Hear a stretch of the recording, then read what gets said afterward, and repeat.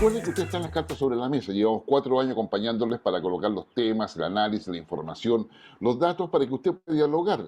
Recuerde, la democracia se construye dialogando. Y no se olvide que el COVID-19 sigue existiendo y hay que cuidarse. La cepa o la variante, como efectivamente se le señala, Omicron, está dejando bastantes bajas y bastantes impactos negativos en las economías de varios países europeos. Nosotros estamos apostando a que nuestro nivel de vacunación es suficiente para poder frenar o evitar al menos una situación que nos vuelva a las cuarentenas que ya todos conocemos. Para este día, lo queremos invitar un poco a revisar, cuando hablábamos de lo micro, a qué es lo que pasa en el centro de las ciudades donde han sido, yo diría, un foco permanente de protesta, de saqueo, de vandalismo, afectando a una parte importante. Nosotros lo vemos probablemente recordemos que nuestro país es centralizado, lo vemos lo que sucede en Santiago, pero claramente también ha pasado en varias otras regiones. Y para eso también hay organizaciones. Y uno de nuestros invitados en el día de hoy justamente nos va a hablar de eso. Pero antes de presentarlo, vamos a saludar a nuestros habituales contertulios. Empezamos por doña Bernarda Pérez, que nos acompaña ya hace muchísimos programas, que es una panelista habitual, que además tiene un estupendo gusto para usar sus aros, como lo que tiene hoy día, por ejemplo, que uno los disfruta. Así que Bernarda, bienvenida a Cartas sobre la Mesa de nuestro primer programa del año. Hola Guillermo, muchas gracias. Buenos días para ti, para el senador y nuestro invitado Francisco. Ya. Bueno, y también está nuestro senador, digamos, de la región de Valparaíso, la región que le da el ancho a Chile, como a él le gusta decirlo, y yo lo repito con mucho entusiasmo porque tiene toda la razón. Le da el ancho a Chile porque esta región empieza en Rapa Nui, en la de Pascua, y finaliza, ¿no es cierto?, en los Andes, pasando por San Felipe, Comadre Lola. Como decía Kenneth, un agrado saludarte, muy feliz año. Muy feliz año, Guillermo. Lo mismo me saludo, comparto el saludo con Bernarda, con Francisco y con todos los auditores que nos están siguiendo, esperando que este año podamos mantenerlos informados con todo lo que está ocurriendo en el quehacer nacional e internacional. Así es, en nuestro programa se transmite, lo recuerdo, por Mundo TV, por la señal de Cable Mundo desde Valparaíso y Yanquihue, y en regiones por Telecauquén, en Ñublevisión, entre varias otras, también en Radio Nonguén en Concepción, además, por supuesto, por nuestras redes sociales en Facebook, Twitter y YouTube.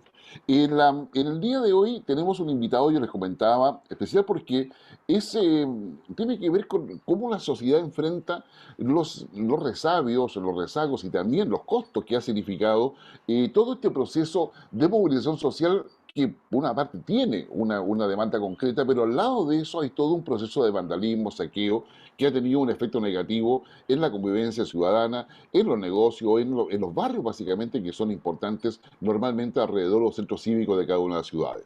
En esta oportunidad vamos a saludar a Juan Francisco Barraza, que es el presidente de la Asociación Gremial de Bellas Artes y Restaurantes del barrio Las Tarrias, Bellavista, para hablar justamente de qué cosa ha pasado ahí, de cómo ellos se están preparando, porque finalmente se trata de una asociatividad. ¿Cuántos barrios se van sumando a eso? Juan Francisco Barraza, muchas gracias por estar con nosotros. Bienvenido a las cartas sobre la mesa. Buenos días, gracias a ti, Guillermo, y a los panelistas y a tu público ahí que sigue tu programa. Pero muchas gracias. Cuéntanos, ¿qué hace como la asociación? Es evidente de que tratan de generar una reactivación económica, pero ¿cómo están haciendo eso?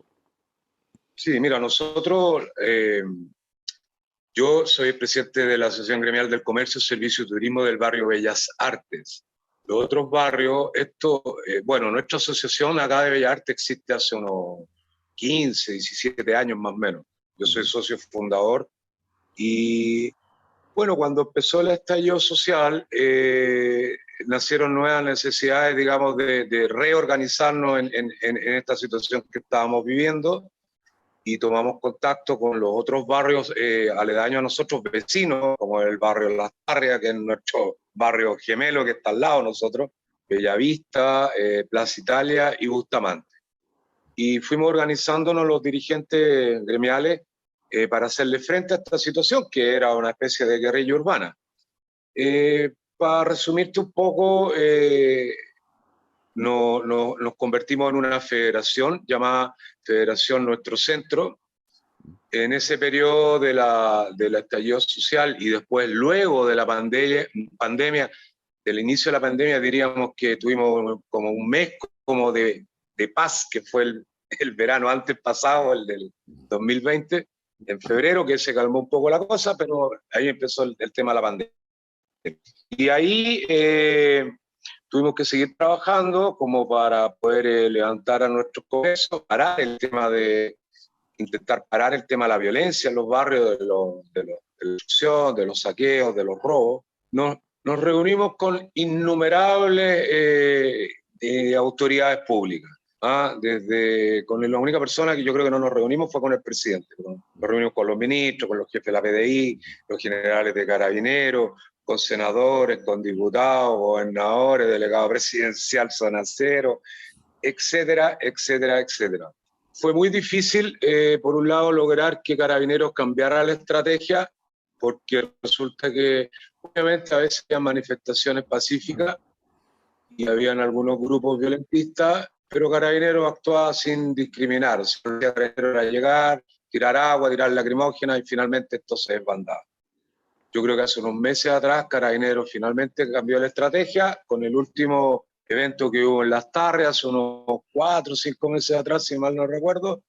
Y yo diría que de ahí para adelante lo que estaba ocurriendo, que era los días viernes, que era un grupo minoritario de violentistas, ha ido desapareciendo, gracias a Dios. En el tema de la pandemia, bueno, ha sido un largo camino, muy difícil. Hemos visto cómo muchos negocios, muchos de nuestros asociados han tenido que cerrar, han quebrado, otros han tenido que despedir la mitad del personal o más. Yo mismo tuve que despedir al 50% de mis trabajadores.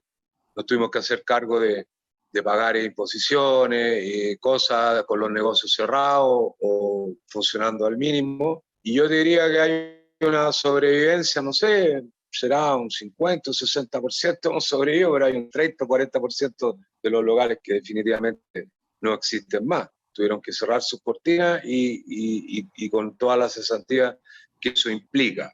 Las cosas han avanzado en el tiempo, como te decía, formamos una federación, hemos conseguido algunos beneficios de línea directa con la gente de Cercotec, con la gente de Corfo, con la gente del Banco Estado, aunque siempre se nos exige mucho desde el punto de vista tributario, tener todos los pagos al día, y realmente era súper difícil en un momento después del estallido y en medio de la pandemia, que los pequeños y medianos empresarios tuvieran todas las imposiciones pagadas, todos los IVA pagados, y eso ha dificultado un poco el acceso a los créditos.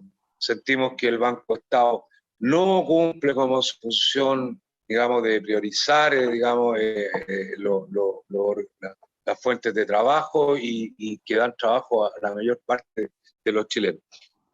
Pero ahí seguimos en la lucha, digamos, en la gremial, y estamos un poco mejor parados en el sentido de que, liberado las cuarentenas, el público está volviendo poco a poco. Estamos en una campaña que se llama Volver a nuestro centro, que dura 3 meses, y estamos recibiendo a los pocos turistas que están llegando de la provincia y algunos pocos de Argentina que están llegando. Estamos preparados, están todos los negocios preocupados de atender lo mejor posible.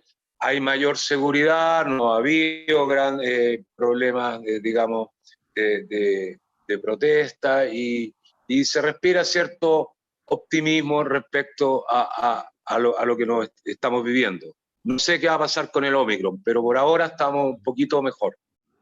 Ok, ¿Bernarda? A mí me gustaría saber, cuando tú dices que hace 5 meses Carabineros parece que cambió la estrategia, ¿a qué te refieres exactamente? ¿Qué fue lo que hubo distinto, Sí, ¿no? Que tú evalúas positivamente y que de alguna manera parece que hizo eco todas esas conversaciones distintas que ustedes como gremio tuvieron en el marco, digamos, de generar un diálogo allí, ¿no? Que tenga que ver con la reactivación de un mundo, de una economía a micro, a mediana escala, que se mueve en el Gran Santiago, también en barrios distintos de la capital. lo que pasa es que, como lo dije, antes era como... Yo en estas reuniones que tuvimos hace un año y medio atrás, yo le decía a los generales encargados de acá de la región metropolitana, a la gente de la PDI, se los decía tranquilamente: miren, yo fui primera línea en los años 80 en la universidad, en las protestas contra el gobierno militar, y cuando llegaban las fuerzas especiales en realidad no había nada que hacer, había que puro arrancar. Entonces, siempre le insistí en que la estrategia no era tanto como llegar y reprimir, sino que un poco una labor más preventiva. O sea, porque si todos sabíamos que en la Plaza Italia los días viernes iba a haber sí o sí una protesta, ¿por qué no se preparaban de la mañana, del mediodía ya, poniendo puntos de carabineros que no llegase al punto ya de la destrucción, del saqueo? Porque nosotros era terrible ver cómo se van a romper, o sea, después de 1 hora, 2 horas, 3 horas, actuaba Carabineros y se armaba la guerrilla. La guerrilla continuaba hasta las 1 o 2 de la mañana. Mi negocio está en la calle Mosqueto, yo vivo en Miraflores con huérfanos y la gente trataba de llegar a la Moneda, y por aquí San Antonio, más o menos hacía un cordón Carabineros para que no se acercaran al Palacio de Gobierno. Entonces, eso duró horas de horas de horas. Pienso que la estrategia que al principio fue un poco impactante porque mandaron demasiadas fuerzas policiales preventivas, digamos. Entonces nosotros volvimos a hablar al ministro y dijimos, mire, no es necesario tampoco que esto parezca una zona militarizada, o sea, porque también a la gente le da miedo caminar entre medio como de 30 carros de fuerzas especiales, no sé cuántos carabineros armados. Entonces se fue graduando un poco y hoy en día, digamos que uno nota presencia policial los viernes alrededor de la Plaza Italia, por acá, por el tal Metro Bellas Artes, qué sé yo, pero en menor grado, y afortunadamente han ido como desapareciendo las manifestaciones de los días viernes. O tal vez cambió de estrategia, Francisco, porque uno podría mirarlo esto en un análisis más global, ¿no? Yo diría tal vez los viernes lo que se producía era una estar presente con un tema que está pendiente, y que está pendiente con una discusión que está en lo político, diría. O sea, aquí hay una discusión, los presos de la revuelta, la nominación, si hay presos políticos o no, hay una discusión ahí, hay un proyecto de ley en el Senado. Ese movimiento, el que de alguna manera estaba ahí, y yo creo que tenía que ver más bien, esta es mi mirada, con una sensación de tener presente este evento ante una serie de otros cambios que Chile estaba teniendo, entre ellos, sin duda, el proceso constituyente, ¿no? Y cambió, porque hoy día ese espacio de manifestación se trasladó al Congreso. El senador nos puede contar qué sucedió ayer. Ayer estaban directamente afuera del Congreso. Claro, hay un proyecto de ley que está en trámite en el Senado, y será el Poder Legislativo el que tendrá que dar respuesta. O sea, creo que aquí tiene que ver de cómo se da respuesta a una problemática que existe. Podemos estar de acuerdo o no de acuerdo de la salida, pero hay que dar una respuesta. Y creo que en ese contexto Juan Francisco se ha movilizado. Entonces a mí me parece, yo vivo en el centro también, comparto contigo esa maravilla, porque para mí es una maravilla vivir en el centro, ¿no? Sobre todo el centro de la capital, que tiene además, concentra una cantidad de habitantes de todas las comunas del país, ¿no? Decir que además tiene que ver con que ya, yo diría, el comercio tiene casi un 95%, diría yo, y según los datos del Ministerio de Economía también, ya funcionando. ¿Eso es así para ustedes? Mira, no sé si el 90, o sea, el 90, no sé, ese es un dato una cifra un poco, depende de donde se vea, porque respecto al comercio que había hace 2 años, claramente que no somos el 95%. Yo pienso que por lo menos el 30% de los locales cerraron, y un 30% más cambiaron de mano. Y ahí hay otro tema que casi nadie lo toca, que es en este sector donde estoy yo mira, esta es la parte como del casco histórico más residencial, ¿ya? Yo estoy acá en Mosqueto, yo te diría que de Maquiera hacia arriba, o de Miraflores hacia arriba, Alameda Parque Forestal, es como una zona más residencial del casco histórico. De Miraflores hacia abajo es netamente comercial. Entonces, cuando te digo, el 30% al menos cerraron, hay muchos locales vacíos, pero yo diría que hay un buen porcentaje de locales que cambiaron de mano y están en manos de migrantes. ¿Y qué quiero decir con esto? Que hay rubros que han puesto 30, 40, 50 negocios iguales.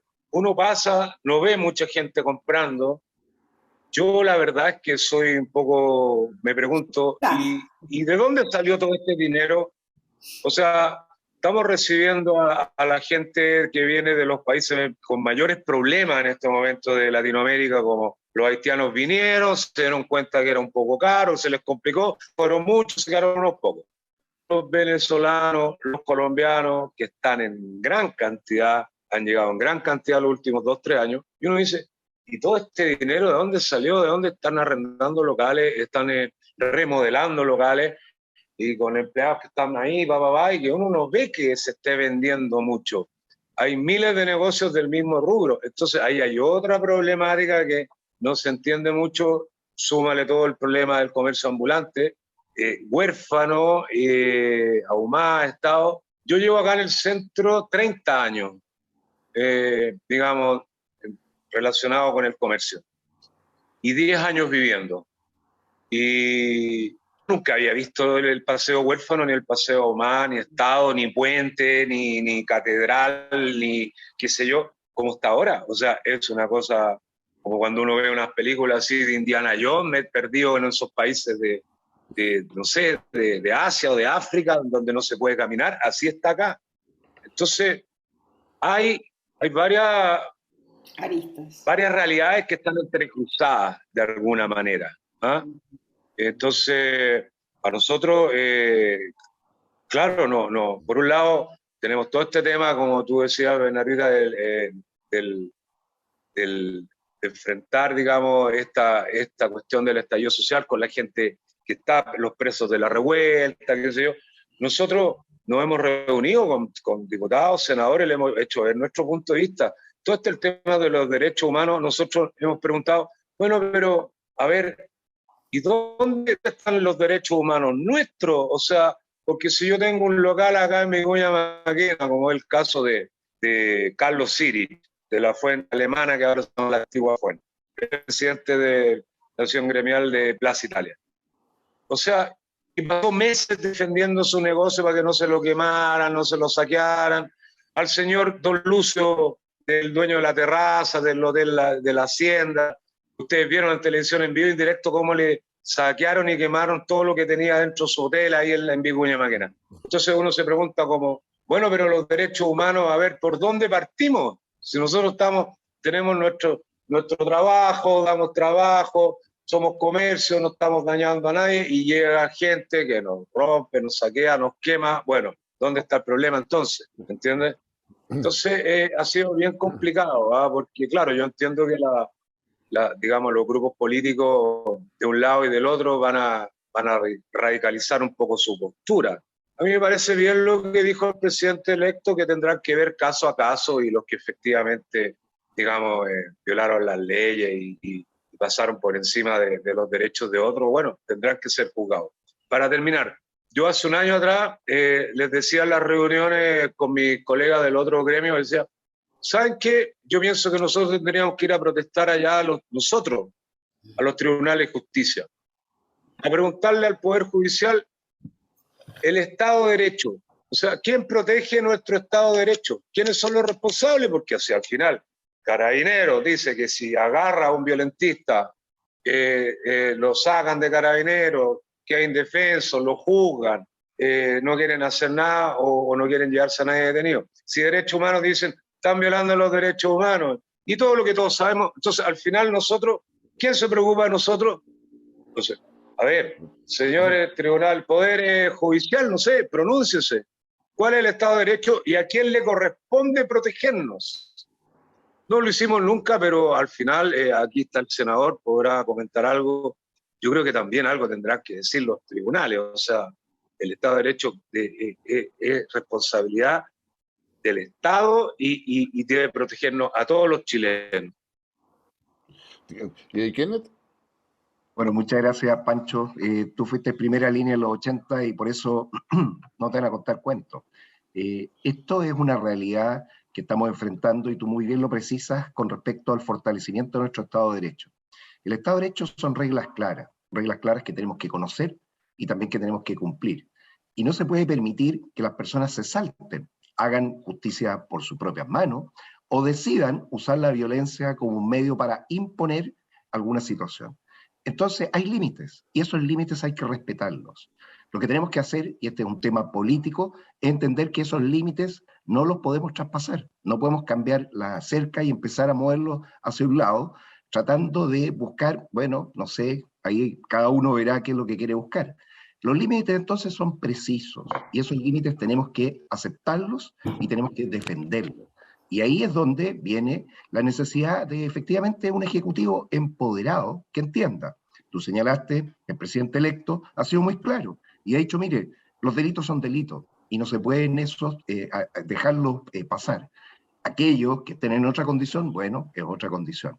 Entonces hay que separar para evitar de que grupos que están organizados, que buscan la destrucción o buscan el ocupamiento, tú señalaste muy bien, mire, aparecieron negocios donde no sabemos de dónde vienen los dineros.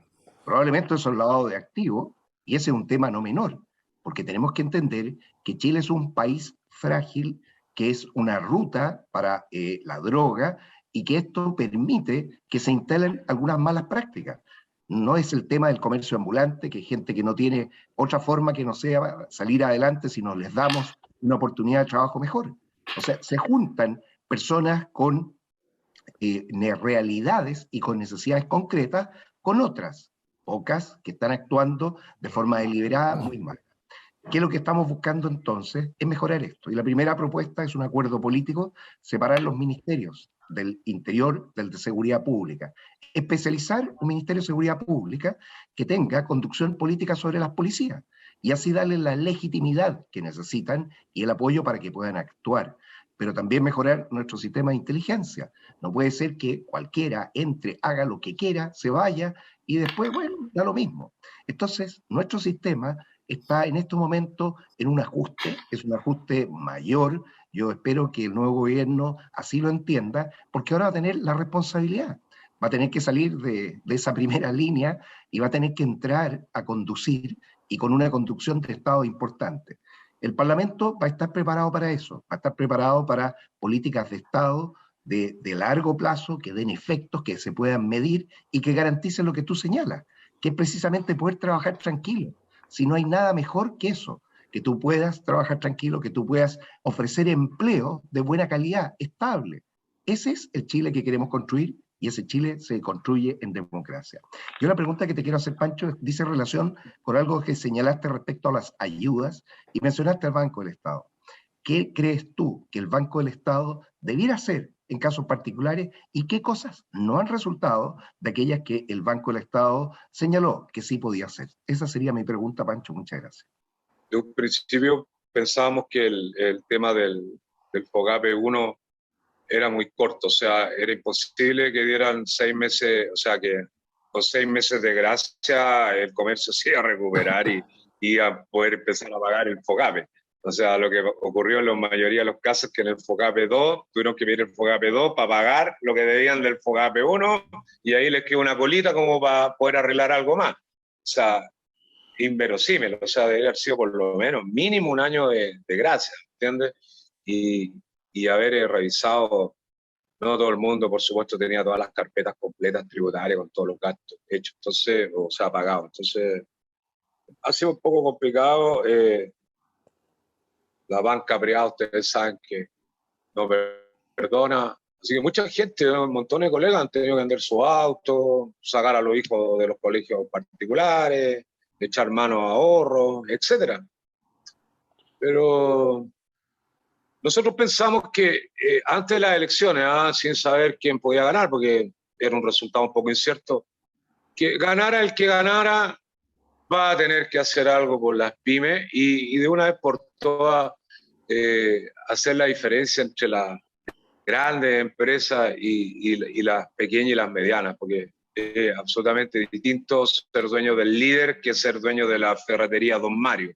Entonces las políticas en ese sentido económicas tienen que adaptarse un poco a lo que es el comercio en general. Realmente los bancos lo han tildado a uno, eso como, yo tengo un negocio, banca empresa. O sea, yo vengo de una familia comerciante, somos comerciantes.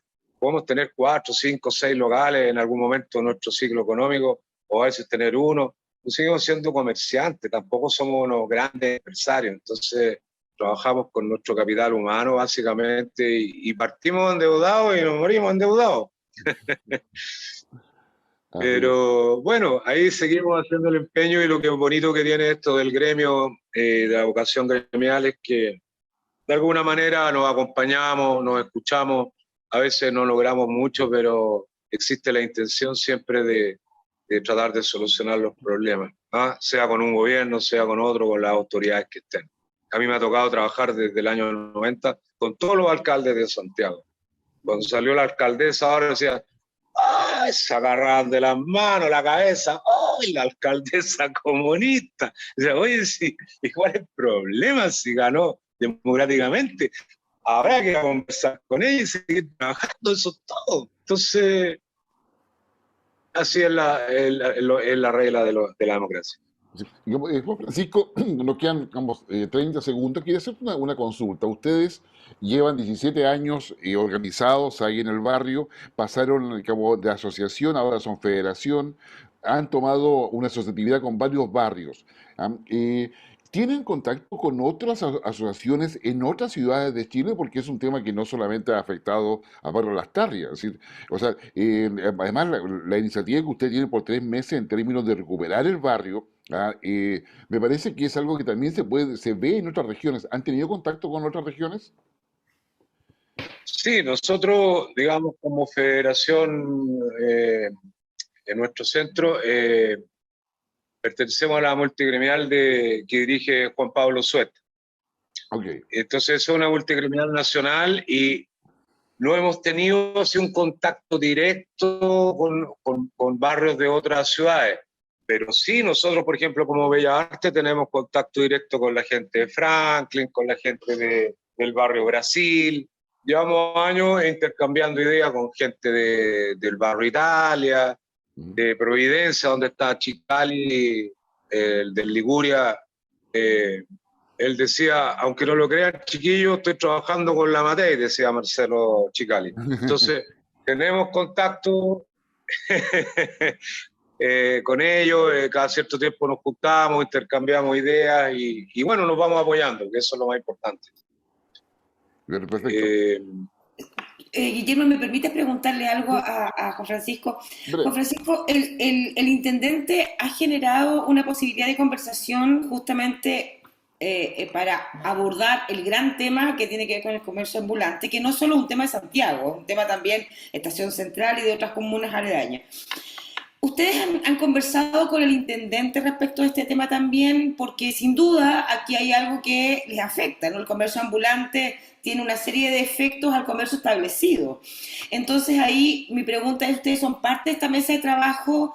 ¿Creen que debieran ser parte? A mí me parece que hay una mirada ahí del intendente que intenta abordar un tema, que es un tremendo tema, pero de una manera integral, con todos los alcaldes sentados también sobre la mesa. Este no es un problema solo de la comuna de Santiago.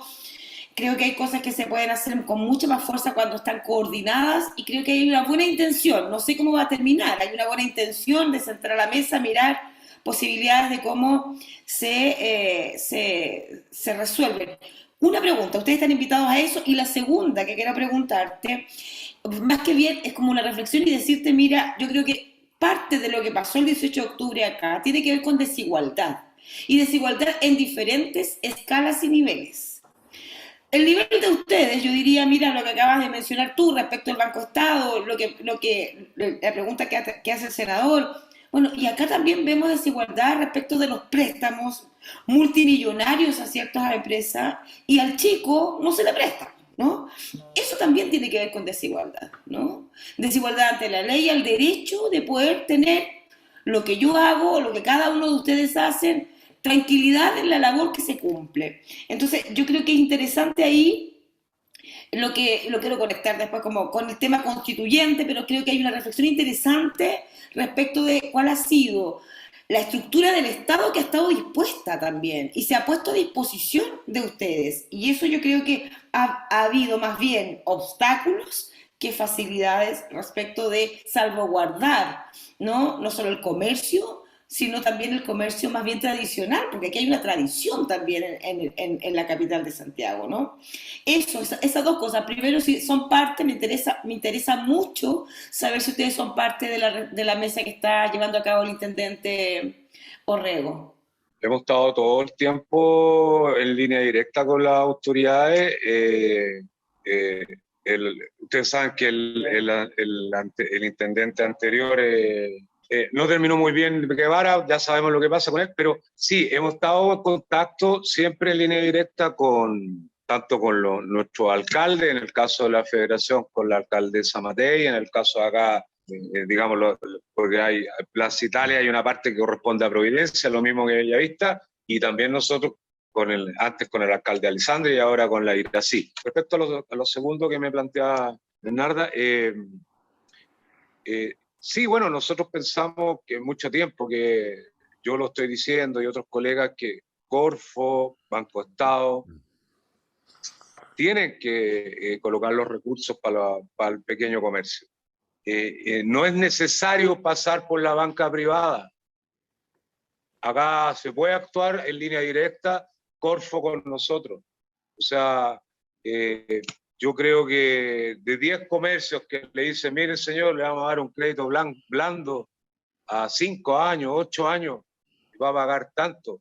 Yo creo que esa persona va a hacer el esfuerzo por pagar y por mantener su comercio, porque de eso vive. O sea, no creo que exista la intención de decir, no, voy a recibir esta plata y yo después me voy a ir por las moras con esta plata y no voy a pagar nada. No, yo creo que todo el mundo quiere defender su fuente de trabajo. Y tenemos súper claro que el Banco Estado o el Banco del Estado, como era antes, el banco de todos los chilenos, es plata de todos los chilenos, por lo tanto, debiera actuar diferente a la banca privada. Así que, no sé si con eso respondo, pero es lo que le hemos dicho siempre a las autoridades. No, muchas gracias.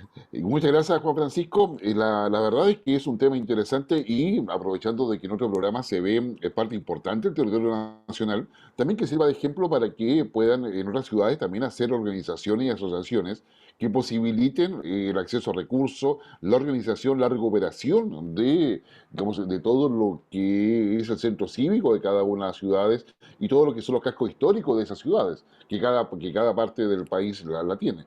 Así que, Juan Francisco, te agradecemos enormemente tu gentileza, buena disposición y todos los antecedentes que nos han entregado. Y que tengas una muy buena semana y muchas gracias por estar con nosotros.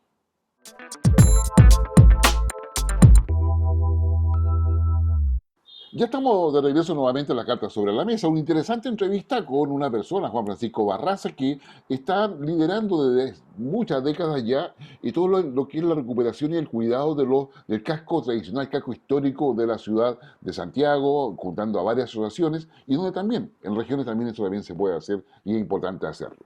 Pero vamos un poco al análisis de lo que es la política internacional primero y nacional posteriormente, porque comienza el año 2022 que está marcado, yo diría, por varios elementos importantes. El primero de ellos es que en América del Sur el año 2022 van a haber dos elecciones relevantes. En Brasil, donde Jair Bolsonaro va a la reelección, y en Colombia, que muchas veces se compara con Chile, y donde Gustavo Petro, que hoy día es senador, antiguamente alcalde de Bogotá, vamos, y representa el progresismo de izquierda, si a usted le gusta verlo de esa manera, iría también y tendría una buena opción al parecer de poder llegar a la primera magistratura en ese país. Ahora, Colombia para nosotros y Brasil son dos países importantes para Chile. Gabriel Boric asume el 11 de marzo y tiene que definir una estrategia regional. ¿Qué tan cerca o tan lejos va a estar Boric de Perú, por ejemplo, de Pedro Castillo? ¿Qué tan cerca o tan lejos va a estar de Venezuela? ¿Qué tan cerca o tan lejos de Cuba, de Nicaragua, por decir algo? Y por supuesto de Argentina. Alberto Fernández llamó directamente a Gabriel Boric y todavía faltan esas definiciones.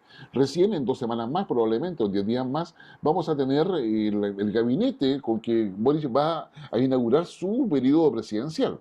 Un gabinete que probablemente va a traer muchas sorpresas, muchos se van a quedar abajo, otros que no pensaban estar en el gabinete aparecerán ahí, pero todo eso es parte de las decisiones que debe tomar el presidente más joven que ha tenido Chile, digamos, en el siglo XX y, bueno, por supuesto, XXI. Y en esa perspectiva, yo creo que el tema regional va a tomar una importancia, pero también El tema internacional, un Estados Unidos que está directamente confrontado con China, un Estados Unidos que ha hecho una alianza, digamos, estratégica, me atrevería a decir, que incluye lo militar, lo económico, con Reino Unido y Australia, para poder enfrentar lo que sería el dominio o la influencia de China en el Pacífico y en el Indo-Pacífico, una relación con India que Estados Unidos quiere perfeccionar, una China que está buscando su ruta a la seda, tanto marítima como terrestre, para poder llegar a Europa y poder tener el dominio de lo que es la plataforma industrial del mundo de aquí al 2049.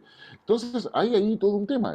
La guerra entre China y Estados Unidos, si le podemos llamar de esa manera, tiene que ver, ¿no es cierto?, con los semiconductores, al que son de creación, iniciativa, innovación, invento de Occidente, de Estados Unidos y países europeos, a los cuales China no puede todavía digamos, llegar a poder producirlos con la misma calidad. Y eso afecta los autos. O sea, si usted se ha dado cuenta, o sea, si usted tiene un auto hoy día, que si yo y se le echa a perder, haga lo que hago yo. Abro el capó, coloco cara digna, porque solo, lo único que puedo hacer es abrir el capó, porque ese motor no se puede hacer nada si no conecta un computador a eso, o un escáner si usted gusta. Entonces, el tema China-Estados Unidos es un tema que va a estar en el medio del debate y donde el gobierno de Boric va a tener que tomar decisiones. Bueno, eso ha sido un pantalla. Bueno, hay que hablar de Rusia, Bielorrusia y Ucrania, el rol de la OTAN, qué es lo que pasa con Turquía y Erdogan. Eso, ¿qué es lo que va a pasar en Siria? ¿Qué es lo que está pasando justamente en Irán? Que un Irán que no está ajeno a América Latina, dicho sea de paso, para nada, qué sé yo, en fin, y hay una serie de otros temas que andan dando vuelta. Una Unión Europea que intenta fortalecerse. Empezó la presidencia de la Unión Europea, ahora está en Macron, el presidente de Francia. Una Francia que va a ir a elecciones también el año 2022, ahí donde Emmanuel Macron pretende nuevamente, digamos, postular a todo ello. Entonces, vamos, el año 2022, que dicho sea de paso tiene pocos feriados, pero va a tener mucha actividad internacional, que nos va a permitir ocuparnos bastante de eso. Bueno, Kenneth, no sé si acaso quieres hacer algún comentario en esta suerte panorámica para después ya caer en lo nacional y posteriormente con Bernardo. Mira, sí, yo agregaría el tema de lo que está pasando en el otro mundo, porque todo lo que tú nos has dicho es del mundo físico, pero está este mundo virtual que está siendo invadido por desinformación, que está causando un debilitamiento de toda nuestra democracia y el Estado de Derecho. Acaba de aprobar el Consejo de Ministros de España y ha declarado a la desinformación una amenaza a la seguridad nacional. Y este es un tema no menor. ¿Por qué? Porque el mundo hoy está conectado, hiperconectado, y se está desarrollando esta lucha no solo de ideas, sino que también ocupando espacio, en el famoso ciberespacio. Entonces, aparte de todo lo que tú has señalado que se puede ver físicamente, está ocurriendo una batalla en el ciberespacio gigantesca, que puede terminar con lo que nosotros conocemos. De acuerdo a la OEA, en un estudio reciente, no lo han completado, los jóvenes dicen que en 20 años más se acaba la democracia. Y se acaba. Y otros se sienten muy cómodos con que tengamos un tirano, alguien que se ocupe de nosotros, si ya no me interesa. Bueno, ¿queremos eso? Entonces, esos son los debates cuando Bernarda muy bien decía, oye, tenemos que subir el nivel de los debates. Bueno, pero tomemos las cosas importantes, relevantes, serias, pues si no, todo lo que conocemos va a desaparecer. O sea, este es un año además de mucha importancia. Esto se va a debatir en el Congreso del Futuro, quiero invitarlo, en esta tercera semana de enero, en Valparaíso también vamos a tener conferencia en Santiago, porque son temas relevantes, esta sociedad del futuro. Viene Nicolás Mayen, es uno de los fundadores del Future Society, y es cómo podemos defender nuestra democracia y nuestro Estado de Derecho en esta era donde ahora está incluso la inteligencia artificial tomando responsabilidades que no son las de las personas. O sea, uno cree que habla con alguien y está hablando con una máquina. Y esa máquina tiene derecho a expresión. O sea, la libertad de expresión concedida a las máquinas. No menor el tema. Eso es lo único que podría agregar Guillermo. Que muy eso, un tema ético con todo un mar de fondo. Bernarda. Sí, mira, yo quiero ligar un poquito lo que acaba de decir el senador, que no solo tiene que ver con las máquinas, sino también con eso que se discutió el año pasado en el Congreso del Futuro, que los neuroderechos. Yo creo que hay una discusión ahí enorme en donde tenemos que hacer que también bajar la discusión, cómo discutimos en este tipo de programas, de modo que la ciudadanía vaya enterándose de elementos. Y quiero ligarlo también con ese otro elemento que mencionaba respecto a la información falsa. Qué bien que otros países ya vayan legislando al respecto. Parece que Chile también a lo mejor tendría que avanzar hacia allá. Nosotros venimos de una elección presidencial en donde salieron tantas cosas, ¿no? Que además cuando se instala lo mediático es más fácil instalar que desinstalar, ¿no? La información que no es correcta. Entonces ahí yo creo que también nos falta algo, pero aprendimos. Yo tengo la sensación de esto, Guillermo, que el gran padre de esto fue las elecciones de Trump, que le sigue con Bolsonaro y que le funciona muy bien. Y si algo hay distinto desde lo que sucedió en Chile, diría yo, es que que primero las redes sociales fueron relevantes y hubo un porcentaje o un grupo o parte del periodismo que hizo la pega que tenía que hacer, ¿no? O sea, aquí hay profesionales de las letras, vamos a decir, que también tiene que ver con este tipo de información, de cómo te haces parte de una mala información y cómo esa información llega, ¿no?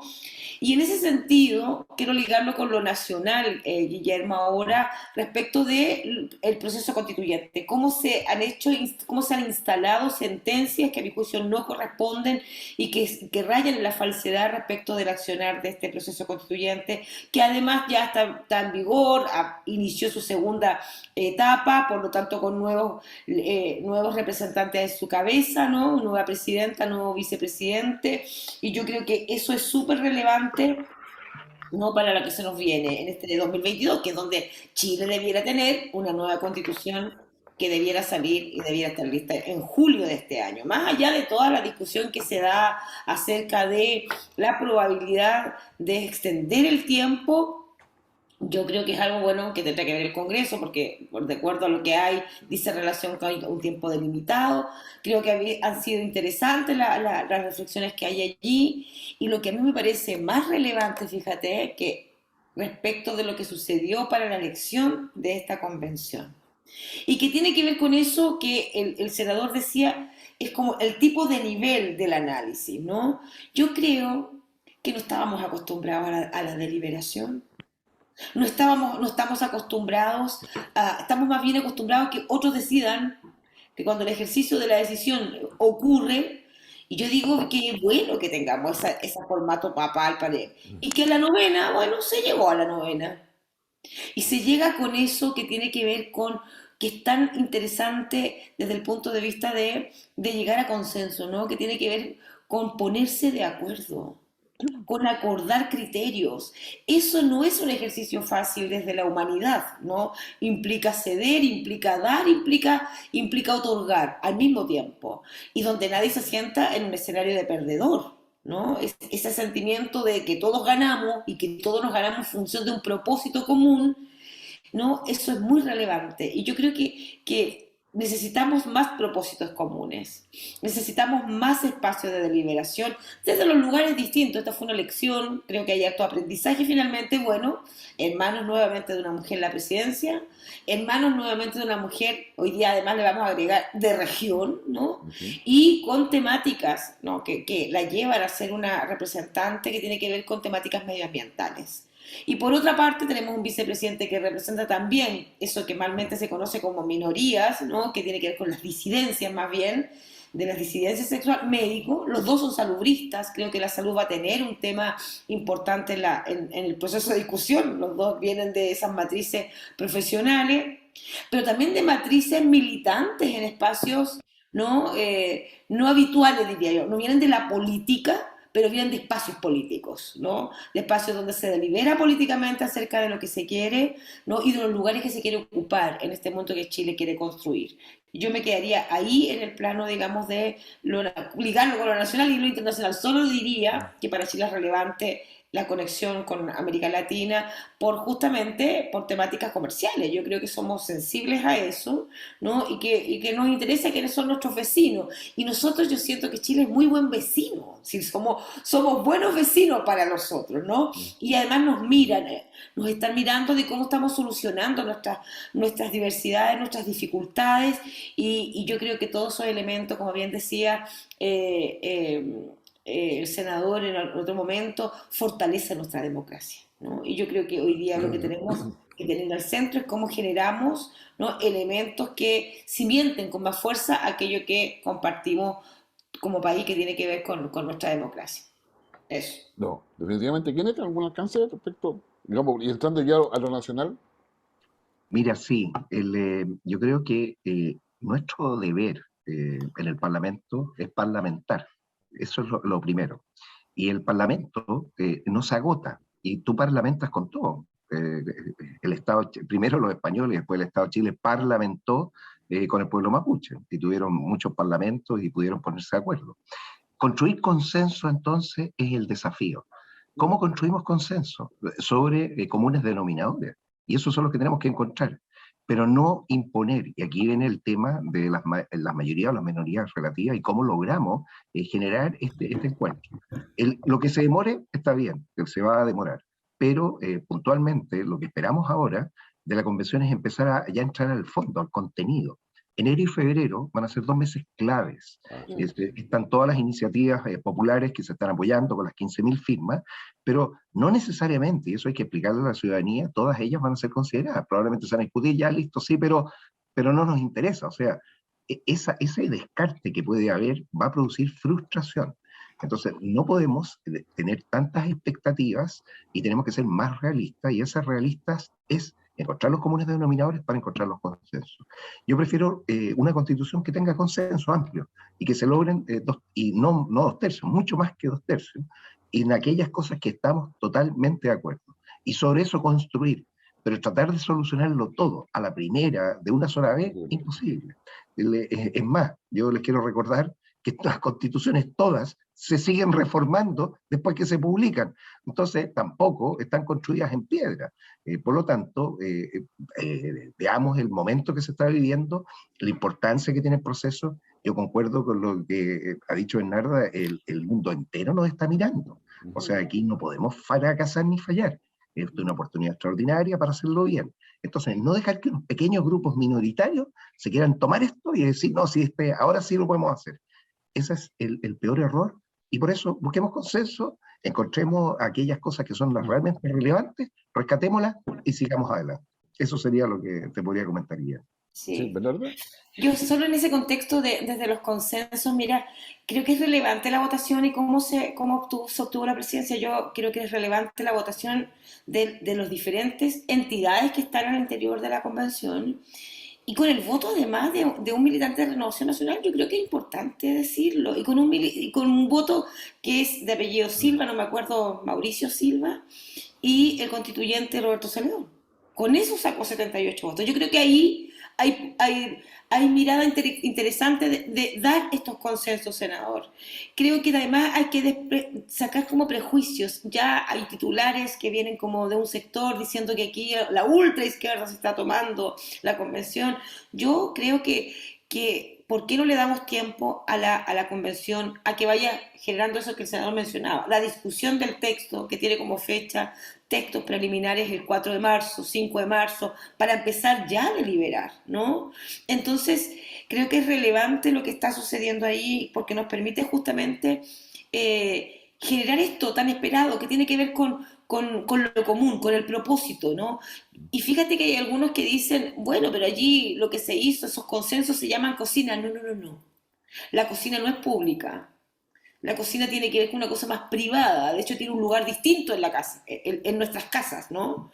En cambio, el consenso tiene que ver con eso compartido, con el espacio que todos podemos estar y habitar, ¿no? Entonces, yo creo que es relevante no hacer esas analogías, porque lo que quiere Chile es justamente un poco más de transparencia, y avanzar en transparencia implica también posibilitarnos de habitar escenarios distintos, de habitar en ejercicios distintos. Y yo creo que lo que sucedió con la elección tiene que ver con eso. Estamos acostumbrados como, ya, pero resuélvalo luego, ya, pero pónganse de acuerdo. Sí, pero ponerse de acuerdo no es un ejercicio fácil. En los matrimonios no es un ejercicio fácil, comprenderán ustedes que en el país tampoco será un ejercicio fácil, ¿no? Bueno, Entonces, o sea, va a ser la analogía cotidiana, digo yo, porque no es una cosa como, es fácil decirlo, pero justamente es fácil, no es fácil practicarlo. Esto es un ejercicio complejo al cual además no tenemos cultura, ¿no? Como país, y que iniciarla, verla, que el país pueda mirar. Yo creo que hay un aprendizaje ahí inconmensurable respecto de lo que está sucediendo. Entonces, yo quiero rescatar aquello, ¿no?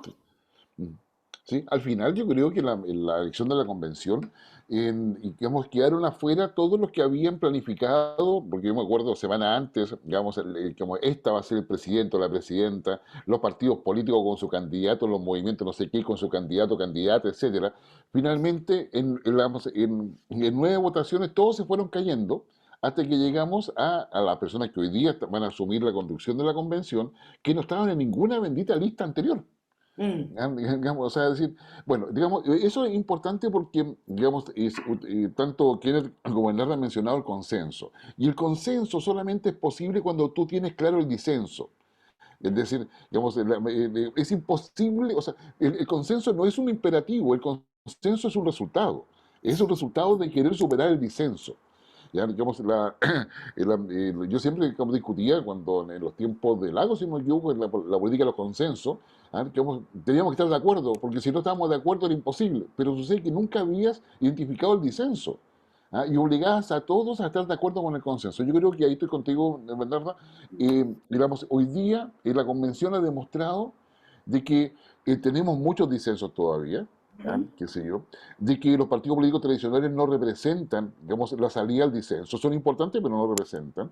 Que aquellos que están con esa mirada ultra o de cualquier tipo de naturaleza preestablecida tampoco lo son. Y yo creo que la convención está demostrando algo que en Chile es real. O sea, queremos cambio y transformación, sí, pero no entregándosela a cualquiera. O sea, digamos, y creo que el triunfo de Boric tiene que ver con eso. Boric sale, no sale porque haya un 56% de gente de izquierda en Chile. O sea, sino que simplemente hay gente que quiere cambio y transformación. Entonces yo creo que la convención, más allá de todo lo que se pueda, digamos, criticar, creo que lo ha hecho en forma transparente. Mm. 9 votaciones, en forma transparente, y han tenido que dialogar, enojarse, discutir, qué sé yo, pero finalmente canalizar. Y yo creo que si eso se canaliza, probablemente a lo mejor la redacción podrá tener muchas deficiencias, muchos errores, pero lo esencial va a estar en en la documentación que saquen. Ahora, el tema está en que todo eso, y lo decía Kenneth, va a pasar en la época estival, donde estás pensando o sea, en la playa, en descansar, no sé, pues en el bosque, lo que sea, o simplemente en tu ocio. Y todo eso lo vamos a enterar llegando a marzo. Y eso claramente le resta la transparencia que necesitábamos, porque claramente todos nos queremos desconectar. Entonces, ahí yo creo el gran desafío de la convención es mantener un nivel de transparencia importante en estos meses y evitar justamente de que las cosas se cocinen, en ese lugar ¿Cómo se separado. comunica? Claro, no se comunica. Ya, los últimos 30 segundos para finalizar, porque ya nos va quedando poco tiempo. Vamos, ¿quién es? Bueno, mira, estamos partiendo un año que tal como tú señalas es un año especial para Chile en particular y yo diría único y singular. Por eso lo que tenemos que hacer es participar. La participación es fundamental, las personas no se pueden excluir. Los que tengan que opinar, que opinen, usen todos los medios. Las redes sociales ayudan. Aportemos con información. Los fact-checkers son los que evitan los fake news. No hay que tener leyes, hay que tener personas que sean capaces de demostrar que efectivamente no es como se dice. Y si es necesario, buscar la fórmula para que no se nos meta el temor, el miedo, que es lo que produce que las personas reaccionen de forma inesperada. Ese es un año en donde tenemos que tomarlo con prudencia y con paciencia. Esas son las dos recomendaciones que yo les recomendaría a todos los que están viendo cómo prepararse para este año. Eso sería, Guillermo. Gracias. ¿Bernarda? Sí, en la misma línea el senador creo que es relevante, es muy relevante lo que estamos viviendo como país. Creo que hay un tema que la convención debe mirar a sí misma de cómo comunica, de quiénes son sus aliados comunicadores, ¿no? E invitar, yo creo que independientemente del descanso, del periodo de vacaciones, va a haber espacios distintos de participación que de alguna manera estemos como conectados con eso. Los municipios están colaborando también en cómo se hace llegar esta información. Yo creo que es fundamental fundamental estar atento en el marco, digamos, de lo que va sucediendo. Eso nos permite ser parte de esta construcción, de este nuevo espacio que se va a ofrecer para Chile, en el cual además vamos a tener que ir a votar, ¿no? Si aprobamos o rechazamos en un plebiscito de salida, que además tiene carácter obligatorio, ¿no?